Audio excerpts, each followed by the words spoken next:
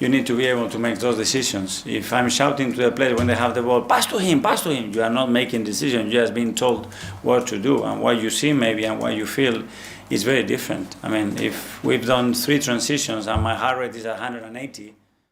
To jump one thing to another thing, then the players always have to adapt, and they never get really like this deep thinking of our principles. So therefore, it's definitely a big strength from Arsenal. They do it in an impressive way this season. Brighton Him up, man. Brighton next. Brighton. This is the game I was actually more worried about. Got Mansfield, but I think some of our players, it didn't look like we had 7 days without a game yet.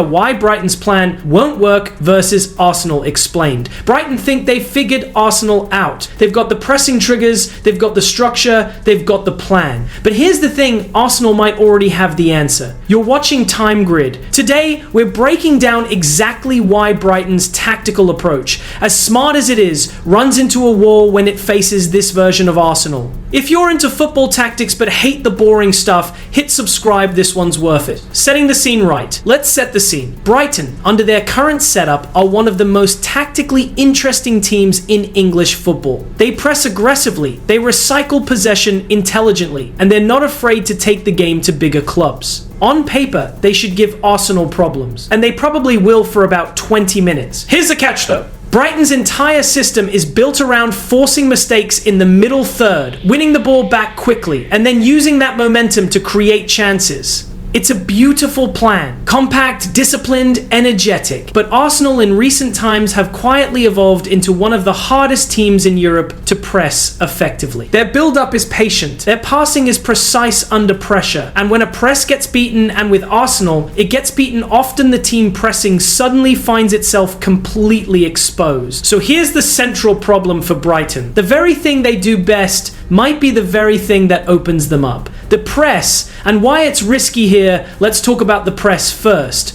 because it's the foundation of everything Brighton do. When Brighton press, it's not random, it's triggered. A specific moment, a back pass to the goalkeeper, a slow centre back on the ball, a sideways pass under pressure, these are the green lights. The whole front line shifts together, cuts off passing lanes, and forces the other team into mistakes. Against most Premier League sides, this works brilliantly. A lot of teams panic when space disappears quickly. Arsenal don't panic. Their goalkeepers are comfortable with the ball at their feet. Their centre-backs are technically strong and have been in this situation hundreds of times. Their midfielders drop into smart angles to offer short options. And their fullbacks push high early, which actually pulls Brighton's wide players into two minds. Do you hold your press shape or do you track the run? That moment of hesitation, that's exactly what Arsenal are looking for. And here's what most people miss: Arsenal don't just survive the press, they use it. When a team presses high, they leave space in behind. Arsenal's forward runners are some of the best in the league at timing those runs. So when Brighton's midfield steps up aggressively and Arsenal play one sharp pass through the line, it's a foot race in behind. And usually Arsenal win that race. The midfield battle, this is where the match is genuinely won and lost. Brighton like to control midfield through movement, rotating positions, creating overloads, dragging opponents out of shape. Their double pivot is disciplined, and their number 10, whoever plays in that attacking role, is encouraged to drop, combine, and then burst forward. Arsenal's midfield has become incredibly difficult to play through. There's a press resistance from their deeper midfielder, comfortable on the ball, rarely rushed. And then the two ahead of him are energetic, good at tracking runs, and excellent at winning second balls. Here's the problem for Brighton's midfield structure. If they commit bodies forward to match Arsenal's attacking energy, they leave gaps centrally. And if they stay compact and don't push forward, they surrender the initiative. It's a genuine dilemma with no clean answer. What if Brighton decide to match Arsenal's intensity and push their midfield high? That creates a more aggressive, man-oriented system. And against some teams, that's the right call. But Arsenal have the technical quality to flip the press in 1 or 2 touches. Suddenly, the player who stepped forward to press is behind the ball, and there's a 3 versus 2 in the channel. That's Arsenal's plan A on the counter, fast, direct, punishing. 3 key battles that will decide this game. Let's break down 3 specific battles that are going to shape this match. First, Brighton's wide press versus Arsenal's fullback. When Brighton press on the wings, they want to funnel the play wide and trap it there. But Arsenal's fullbacks are comfortable under pressure. They've got the awareness to play one-touch passes back inside, and then the whole press is bypassed in a second. If Brighton's wide presser gets turned even once, Arsenal have runners making diagonal runs behind, and that's a serious chance. Second, Brighton's attacking midfielder versus Arsenal's holding midfielder. Brighton want their number 10 to be a free role popping up between the lines, linking play, creating confusion. Arsenal's anchor midfielder is one of the better defensive midfielders at reading those movements and stepping across to intercept or foul tactically. Now, if Brighton's creative player gets nullified in that zone, Brighton's attack becomes much more predictable. Third, and this is the one people overlook, Brighton's goalkeeper and defense under Arsenal's press. Brighton like to play out from the back. It's a core identity, but Arsenal press intelligently when they don't have the ball. Their forwards work in pairs, cutting off passing lanes to the centre-backs. If Brighton's goalkeeper or back four are forced into a long ball, Brighton lose their whole rhythm. And reports suggest this is an area Arsenal have been specifically drilling how to press compact, possession-based teams. Brighton's plan A versus plan B. So what are Brighton's actual options here? Plan A, the high press, aggressive approach. This is what Brighton know best. Go at Arsenal early, try to disrupt their rhythm before they settle, and see if you can force an error in the first 30 minutes. If you score first in this game, the whole dynamic changes. Arsenal have to come out, and suddenly Brighton's press becomes more effective. The risk? If Arsenal beat it, and they will at least some of the time you're exposed, and Arsenal score in those moments. Plan B, sit deeper, stay compact, play on the counter. Let Arsenal have the ball in front of you. Stay organised in 2 blocks of 4 and try to hit them on the break with quick transitions. The problem with Plan B is that it goes completely against what Brighton are built for. Their players are conditioned to press and attack. Asking them to sit deep for long periods changes their whole rhythm. And frankly, it suits Arsenal just fine to have space in front of them. They're happy to rotate the ball, probe, and wait for a gap. And the scary part is, there isn't really a clean plan C.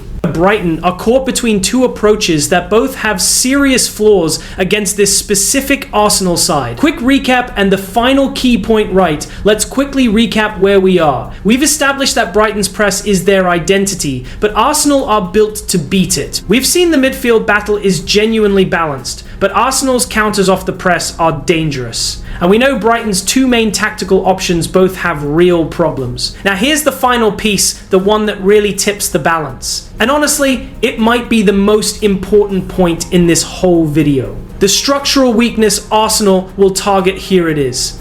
The structural vulnerability. When Brighton press, they commit their midfield and forward line together. It's coordinated, it's disciplined, but it means the space in behind the pressing line is significant. Usually, Brighton's centre-backs manage this by staying high and aggressive, trusting that the press will win the ball. Arsenal have forwards who are exceptional at timing their runs into that exact space. Quick, sharp, 1 pass, and they're in. Brighton's centre-backs, despite being good footballers, aren't always the quickest defenders when they have to turn and sprint in behind. So here's the scenario.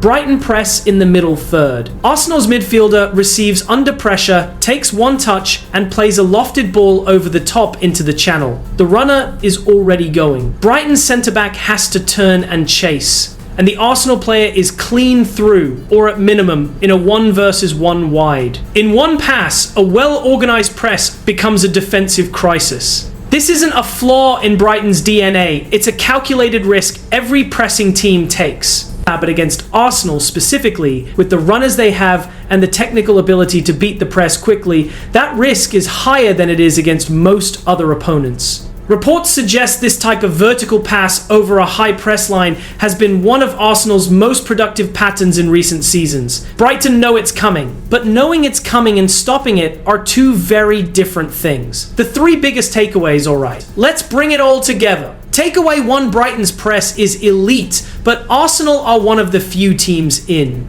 The league technically equipped to beat it consistently and punish it immediately. Takeaway 2, the midfield battle is the real contest here. Whoever controls that central zone controls the tempo of the game. Brighton need their creative midfielder to be sharp and free. If he gets managed out of the game, Brighton's attack goes flat. Takeaway 3, Brighton's biggest problem isn't that their plan is bad. It's that both of their realistic approaches, press high or sit deep, have specific weaknesses against how Arsenal play. There's no easy option. Now, does this mean Brighton have no chance? Absolutely not. Football is unpredictable, and tactically brave sides like Brighton can absolutely cause upsets. If they get an early goal, if Arsenal's press is off, if Brighton's goalkeeper has a special game, the whole story changes. But purely on tactical matchup grounds, Arsenal's style is built almost like a natural counter to what Brighton do. And unless Brighton finds something different, a wrinkle, a surprise Arsenal should have the tools to handle it. So here's my question for you. Do you think Brighton should go aggressive and press high?